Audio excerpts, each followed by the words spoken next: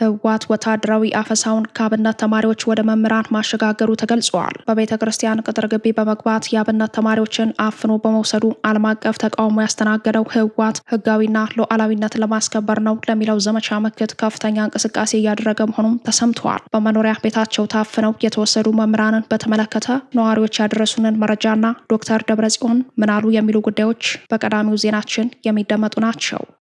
ከግንባር አውደ ውጊያ ጎን ለጎን ህዝባዊ የምክክር መድረክ እያደረጉ ያሉት የፋኖ ኃይሎች ከፍተኛ የፋኖ መሪው በተገኘበት ሌላ ወቅታዊ ውይይቶችን አድርገዋል። በውይይቱ የፋኖ መሪው ምን አለ የሚለውንና የህዝብ አስተያየት የተካተቱበት መረጃችን ሰዓቱን ጠብቆ የሚደመጥ ይሆናል። ብልጽግና ሀገሪቱን ከድጡ ወደ ማጡ እየከተታት ነው። ምሁራን ለወትሮ የብልጽግናው ስርዓት የጦርነት ማስፈጸሚያ የሆነው የፋይናንስ ተቋምም አደጋ ላይ መውደቁ ተሰምቷል። የኢትዮጵያ ብሔራዊ ባንክ አዲስ ውሳኔ አሳርፏል። ውሳኔውን ተከትሎ የምጣኔ ሀብት ባለሙያዎች የሰጡት አስተያየት በዜናችን ተካቷል።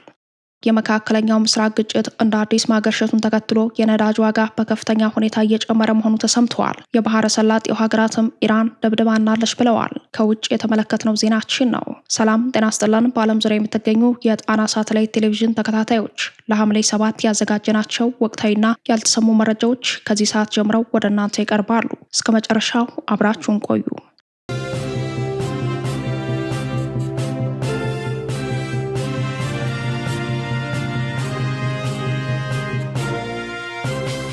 የህወሓት አስገዳጅ አፈሳ ወደ መምህራን ተሸጋገረ። በብልጽግናው አስተዳደር ተዋቅሮ የነበረውን የትግራይ ክልል ጊዜያዊ አስተዳደር በኃይል አፍርሶ መቀሌን የተቆጣጠረው ህወሓት በክልሉ እያደረገ ያለውን አስገዳጅ ወታደራዊ አፈሳ አሁን ደግሞ በመምህራን ላይ መጀመሩ ተገልጿል።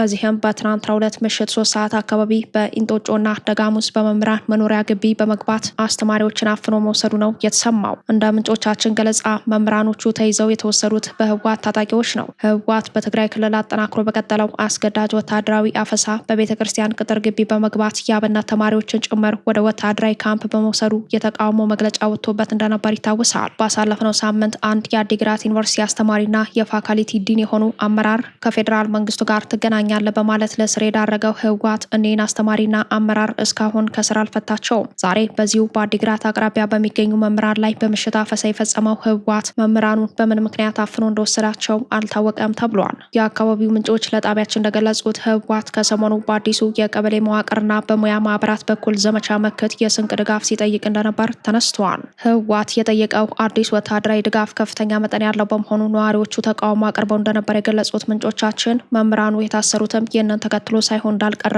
ጠቁመዋል። በክልሉ የሚገኙ ማዕድናትን ለዘመቻ መክት በሚል በኤርትራ በኩል እያወጣ የሚሸጠው ህወሓት የትግራይ ክልል ፕሬዚዳንት ብሎ ያስቀመጣቸውንና የወታደራዊ ጉዳዮች አዛዥ የሆኑት ዶክተር ደብረጽዮን ገብረ ሚካኤልን ሀብቱን በበላይነት እንዲቆጣጠሩ ስልጣን መስጠቱም ነው የተሰማው። በቀረቡበት መድረክ ሁሉ ሉዓላዊነታችንን እናስከብራለን በሚል ህወሓት በቅርብ ቀን ወደ ጦርነት ሊገባ የሚችል መሆኑን የሚጠቁሙት ደብረጽዮን ከሰሞኑ መቀሌ ላይ በአንድ የማዕድን ጉባኤ ላይ ባደረጉት ንግግራቸውም ህወሓት ለዚህ ላሰበው ጦርነት የትግራይን የውጭ ማዕድን ገቢ ዘመቻ መክት ሲሉ ለጠሩት አዲስ ጦርነት የገቢ ምንጭነት ሊጠቀምበት እንዳሰበ ገልጸዋል። ደብረጽዮን ይህንን ይበሉ እንጂ ማዕድናቱ በህወሓት አመራሮች በህገወጥ መንገድ እየተሸጡ በጅቡቲና በኤርትራ በኩል ሲያጓጉዙ እንደከረሙ በተደጋጋሚ ሲገለጽ ቆይተዋል። ደብረጽዮን በመድረኩ ባደረጉት ንግግር ምክር ቤታችን ወደ አስመራ ከተመለሰ 2ኛ ወር አስቆጥሯል። እስካሁንም በርካታ ስራዎችን በብቃት ሰርተናል። በቀጣይም ብዙ ስራዎችን እንሰራለን። ከፊታችን ገና ብዙ ስራዎች የሚጠብቁን ይሆናል። ከሁሉም ስራዎቻችን የቅድመ ዝግጅት የምንሰጠው ግን ሉዓላዊነታችንን ማስከበር ነው ብለዋል። እኒው የህወሓት አለቃ አክለውም አሁን ባለው ሁኔታ ሉዓላዊነታችንን ለማስከበር አንድ ላይ ወደምንረባረብበት አውድ ውስጥ ገብተናል ሲሉም ተደምጠዋል። ደብረጽዮን ሉዓላዊነታችንን ሲሉ የሚናገሩት ወልቃይትንና አካባቢውን እንቆጣጠራለን ለማለት ሲሆን እርሳቸው የሚመሩት ህወሓት የትግራይን መንግስታዊ ስልጣን ከተቆጣጠረበት ዕለት ጀምሮ የትግራይ ሉዓላዊነት ወደ ቀደመው ቅድመ ጦርነት የቅጣት አንድነት መመለስ አለብን የሚል ተደጋጋሚ ፍከራዎች ሲስተዋሉ ቆይተዋል። ሙሉ የትኩረት አቅጣጫችን የሆነው ሉዓላዊነታችን ነው ያሉት ደብረጽዮን ይህንን ዘመቻ ለማድረግ የሚጠቀሙት የክልሉ ማዕድን ግን እርሳቸውና ቡድናቸው ባወጡት ህገ መንግስት መሰረት ማዕድናትን ጨምሮ የውጭ ምርቶች ክትትልና ድጋፍ ተደርጎላቸው የሚላኩት በፌዴራል መንግስት አማካኝነት ነው። ክልሎች ምርቶች ምርቶቻቸውን ወደ ውጭ የመላክ እንደዚሁም ከነዚህ የውጭ ምርቶች የሚገኘውን ገቢ ለራሳቸው የማስቀረት ስልጣን የላቸውም ሲል የሚደነግገው የነ ደብረጽዮን ህገ መንግስት ቢሆንም ደብረጽዮን ከሰጡት ማብራሪያ አንጻር ሲታይ ህወሓት የትግራይን ወርቅ በራሱ መንገድ ወደ ውጭ በመላክ የሚገኘውን ገቢ ዘመቻ መክት ሲል ለጠራው ግዛትን የማስመለስ ጦርነት እየተጠቀመበት እንደሆነ ያረጋግጣል። ደብረጽዮን በንግግራቸው ላሰብነው የምከታ ተግባር ይውላል ወይም ለትግራይ ልማት የትግራይ ማዕድን ዋና ሀብታችንና የገቢ ምንጫችን ነው ሲሉም ነበር መቀሌ ላይ የተናገሩት። በመድረኩ ላይ ባደረጉት ንግግራቸው ረጅም መንገድ በአንድ እርምጃ ይጀምራል ያሉት ደብረጽዮን በዚህም ይህንን ማዕድን አውጥቶ ለመጠቀም የ10 ዓመት እቅድ የተነደፈ መሆኑን በዚሁ ንግግራቸው ያስታወቁበት ሁኔታ እንደነበረ ተገልጿል።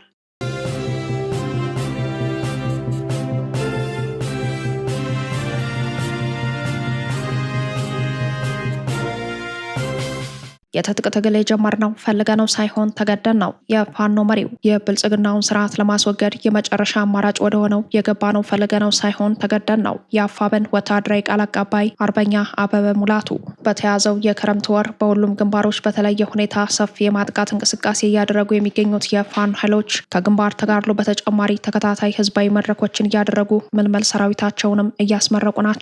የአፋብን ሸዋ ጠቅላይ ግዛት አሳምነው እዝ የፋኖ አመራሮችም በይፋትና ጥሙጋ አውራጃ የተሳካ ህዝባዊ ውይይት ማድረጋቸውን አስታውቀዋል። የእዙ ሚዲያና ኮሚኒኬሽን ክፍል እንዳስታወቀው የፋኖ ኃይሎች በተለይም በአንጾኪያ ገምዛ ወረዳ ከነዋሪዎች ጋር ህዝባዊ የውይይት መድረክ አካሂደዋል። የአፋብን ሸዋ ጠቅላይ ግዛት አሳምነው እዝ ህዝብ ግንኙነት መምሪያ ለጣና ሳተላይት ቴሌቪዥን በላከው መረጃ እንደገለጸው የመሐመድ ቢሆነኝ ኮር አስቴጉማ ተራራ ክፍለ ጦር በአንጾኪያ ገምዛ ወረዳ ከኩሬ ቀበሌ ነዋሪዎች ጋር ስኬታማ የውይይት መድረክ አድርጓል። ኩሬ ቀበሌ በይፋትና ጥሙጋ አውራጃ አንጾኪያ ገምዛ ወረዳ በፋኖ ነጻ ከወጡ ቀበሌዎች መካከል አንዷ ስትሆን የአገዛዙ ሰራዊት በሜካናይዝድ ታጅቦ ከከተመበት የወረዳ ከተማ በ6 ኪሎ ሜትር ርቀት ላይ ትገኛለች።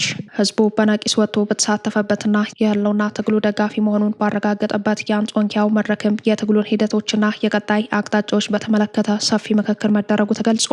የእዙ የህዝብ ግንኙነት መምሪያ እንዳስታወቀው መድረኩን የአፋብን ወታደራዊ ቃል አቀባይ አበበ ሙላቱና ሌሎችም የእዙ የኮርና የክፍለ ጦር ከፍተኛና መካከለኛ አመራሮች በጋራ መርተውታል ተብሏል። በዚህ መድረክ ከፋኖ ኃይሎች ወታደራዊ እንቅስቃሴ በተጨማሪም በተለይም የትግሉ ገፊ ምክንያቶችን፣ ትግሉ ያለበት ደረጃ፣ ልማትና ህዝባዊ አደረጃጀቶችን በተመለከተ ሰፊ ምክክር ተደርጓል። የአፋብን ወታደራዊ ቃል አቀባይ አርበኛ አበበ ሙላቱ እንደገለጸው ብልጽግና በየጊዜው ከሚሰራው የፖለቲካ ሻጥር አንጻር ለማህበረሰቡ ግንዛቤ እየፈጠሩ የታጋዩንና የትግሉን ደጋፊዎች ንቃተ ህሊናውን ማሳደግ ተገቢ መሆኑን አጽንኦት ሰጥቶ ገልጿል።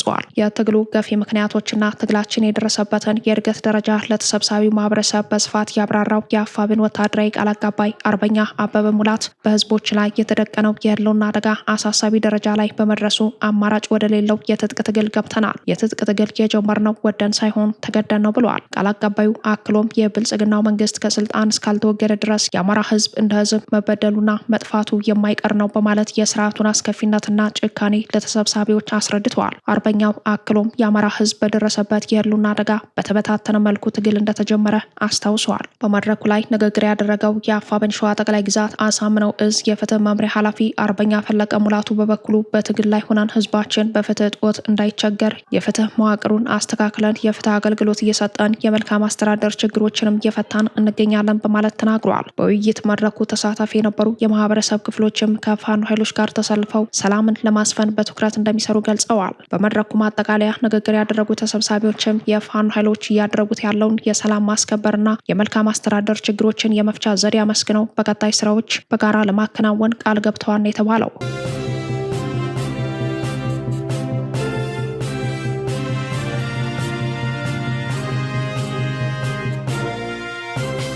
ብልጽግናው ህዝቡን ወደ ሌላ የኑሮ ውድነት ምዕራፍ እየወሰደው መሆኑ ተጠቆመ። አስቀድሞም ቢሆን የብልጽግናው ስርዓት ለጦርነት ዓላማ ማስፈጸሚያ የሆነው የኢትዮጵያ ብሔራዊ ባንክ የገንዘብ ፖሊሲ ኮሚቴ 7ኛ ስብሰባዬን አካሄድኩ ባለበት ጉባኤው ባወጣው መግለጫ ከዚህ ቀደም ተጥሎ የነበረው የብድር ገደብ እንዲነሳ የተደረገ መሆኑን አስታውቋል። የባንኩ ኮሚቴ ከሀገሪቱ የማክሮ ኢኮኖሚ አካሄድ ጋር በተያያዘ በርካታ ጉዳዮችን ሲመረምር መቆየቱን የገለጸው ባንኩ በመጨረሻም ወሳኝ ያላቸውን ምክረ ሀሳቦች ለቦርድ አቅርቦ እንዲጸድቅ አስደርጓል ብለዋል። ባንኩ ባወጣው መግለጫ ቦርዱ በኮሚቴው አማካኝነት የቀረቡለትን ምክረ ሀሳቦች በመንተራስ ውሳኔ ካሳለፈባቸው ጉዳዮች መካከል አንደኛው ከዚህ ቀደም በባንኮች ላይ ተጥሎ የነበረው ብድር የመልቀቅ ገደብ የተነሳ መሆኑን የሚያመላክት ሆኗል። ባንኩ በዚህ መግለጫውም የብድር ገደቡ መነሳት የፖሊሲ አቋም ለውጥ ተደርጎ መታየት የለበትም ሲል አስታውቋል።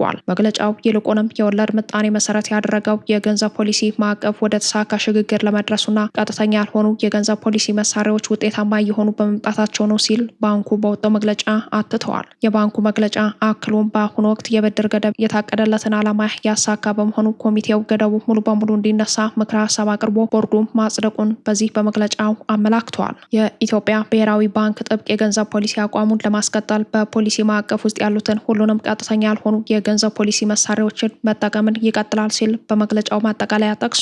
የባንኩን መግለጫ የተመለከቱ የምጣኔ ሀብት ባለሙያዎች በበኩላቸው ብልጽግና ሀገሪቱን ከድጥ ወደ ማጡ እየወሰዳት ነው ብለዋል። እነዚህ የምጣኔ ሀብት ባለሙያዎች ከጣና ሳተላይት ቴሌቪዥን ጋር ባደረጉት ቆይታ እንደገለጹት የብሔራዊ ባንክ ውሳኔ ዝም ብሎ የተላለፈ አይደለም። ይልቁንም መንግስት ከአይኤምኤፍ እና ከሌሎች ተቋማት በሚደርስበት ጫና የተነሳ ያሳለፈው ውሳኔ እንጂ ሲሉ አንስተዋል። ይህ ውሳኔ ህዝቡን ለኑሮ ውድነት የዳረገ ነው ያሉት የምጣኔ ሀብት ተንታኞች ወደ ገበያ የሚወጣው የገንዘብ መጠን በከፍተኛ ሁኔታ ከጨመረ በአሁኑ ወቅት በሀገሪቱ ያለውን የዋጋ ግሽበት ይበልጥ ሊያባብሰው ይችላል ብለዋል። እንደዚህ አይነት ውሳኔዎች በሪል ስቴትና በሌሎች ድርጅቶች ሸማችነት ለሚሰማሩት እንጂ ለዝቅተኛው ነዋሪ ምንም አይነት ጠቀሜታ እንደሌለው በተንታኞች የተገለጸ ሲሆን በተለይም ብድሩ አምራች ላልሆኑና ለአጭር ጊዜ ትርፍ በሚያስገኙ እንደ ሪል ስቴትና አስመጭነት ላይ ብቻ ካተኮረ የኢኮኖሚውን መዋቅራዊ ችግር ሳይፈታ የዋጋ ንረት ብቻ ይወልዳል። ይህም በቀጥታ የሚጎዳው በዝቅተኛ የኑሮ ደረጃ የሚኖረውን የኢትዮጵያ ህዝብ ነው። የብሔራዊ ባንክ አስቀድሞም የፖለቲካ ሻጥሮችና የተደበቁ ዓላማዎች እንዳሉበት የሚገልጹት የምጣኔ ሀብት ባለሙያዎች ብሔራዊ ባንክ የብድር ገደቡን ያነሳው በራሱ ጊዜና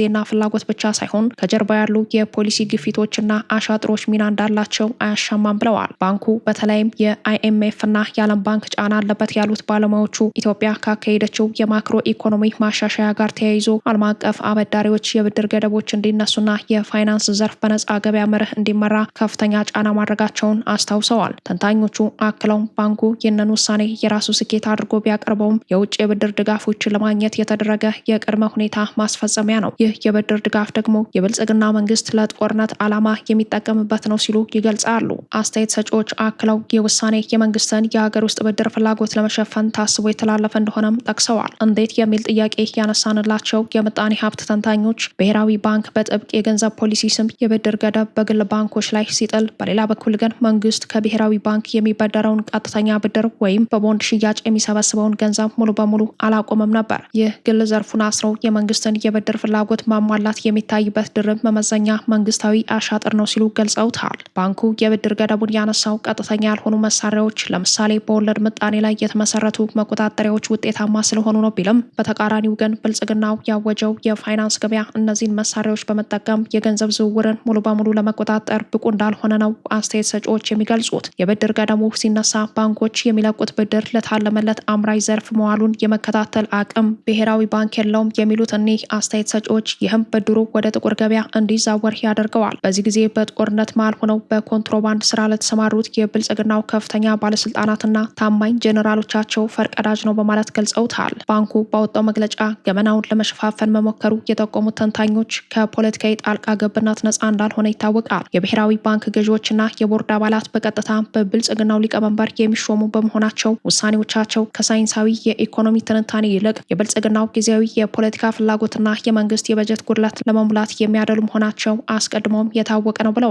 የምጣኔ ሀብት ተንታኞች አስተያየታቸውን ሲሰጡም የብድር ገደቡ መነሳቱ ለግል ዘረፋና ለባንኮች ትንፋሽ የሚሰጥ ቢሆንም ብሔራዊ ባንክ የዋጋ ግሽበትን ለመቆጣጠር የሚያስችል ጠንካራ የገበያ መርህ መሳሪያዎች ሳይኖሩትና ህገወጥ የሀብት ዝውውርን በተለይም በብልጽግናው ጄኔራሎች የሚሰራውን ኮንትሮባንድና ወርቅ ማሸሽን በህግ ሳይገታ ይህንን ማድረጉ የዋጋ ንረቱ ይበልጥ ሊያቀጣጥለው ይችላል እንጂ አንዳች ኢኮኖሚያዊ ፋይዳ የለውም ሲሉ ሀሳባቸውን ያጠቃልላሉ።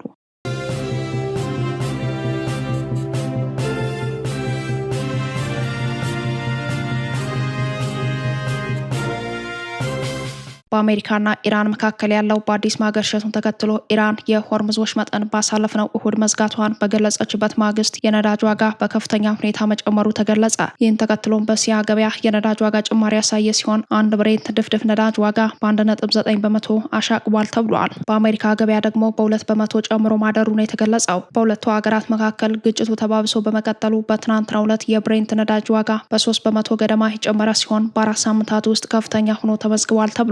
ከግጭቱ ጋር ተያይዞ ነጋዴዎች በሚሰጡት ምላሽ ዓለም አቀፍ የጅምላ ገበያ ዋጋ ከቅርብ ወራት ወዲህ እየዋዠቀ ቢሆንም ብልጽግናው በበኩሉ በመካከለኛው ምስራቅ ጦርነት ማግስት ያደረገውን ጭማሪ እስካሁን አላሻሻለም። አሜሪካና እስራኤል የካቲት መጨረሻ በኢራን ላይ ጥቃት ከከፈቱ በኋላ ቴሄራን የሆርሙዝ ወሽመጥን ዘግታለች። ወሽመጡ 20 በመቶ የሚሆነው የዓለም ነዳጅ ዘይትና የተጣራ የተፈጥሮ ጋዝ የሚተላለፍበት ዋነኛ መስመር በመሆኑ ለዓለም የነዳጅ ጭማሪ ምክንያት ሆኗል።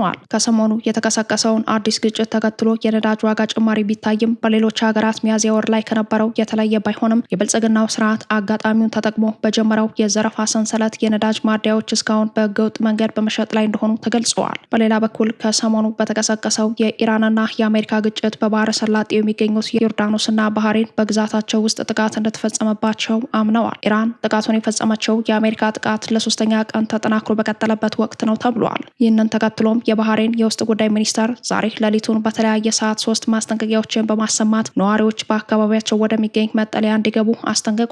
የኢራን አብዮታዊ ጥበቃ ዘብም በሀገሪቷ አሜሪካ የምትገለገልበትን የተለያዩ ስፍራዎች ኢላማ ማድረጉንና ጥቃት መፈጸሙን ገልጸዋል። አብዮታዊ ዘቡ በኢራን በመንግስት መገናኛ ብዙኃን ኢርና በተጋራ መግለጫው በጥቃቱ በርካታ የጦር መሳሪያ መከማቻዎችን፣ የአሜሪካ ኃይሎችና የአሜሪካ የባህርና የአየር ትራፊክ መቆጣጠሪያ ራዳር የሚገኝበትን የሳተላይት ኮሚኒኬሽን ማዕከል ማውደሙን አስታውቋል። የዮርዳኖስ የመንግስት መገናኛ ብዙኃን ዘገባም ዮርዳኖስ ማክሰኞ ጠዋት ላይ በግዛቷ 4 ሚሳኤሎች እንዳከሸፈችና በጥቃቱ የደረሰ ሞትም ሆነ የንብረት ውድመት እንደሌለ አስታውቋል።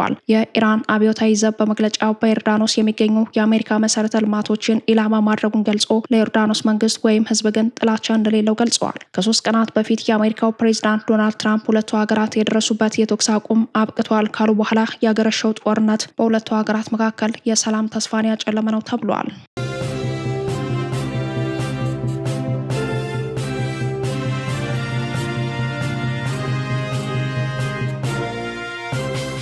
ከጣና ሳተላይት ቴሌቪዥን የዛሬ ዜናችን በዚህ ያበቃ። ሰብስክራይብ፣ ላይክ፣ ሼር በማድረግ የቻናላችን ቤተሰብ ይሁኑ። አብራችሁን ስለነበራችሁ እናመሰግናለን። ጤና ይስጥልን።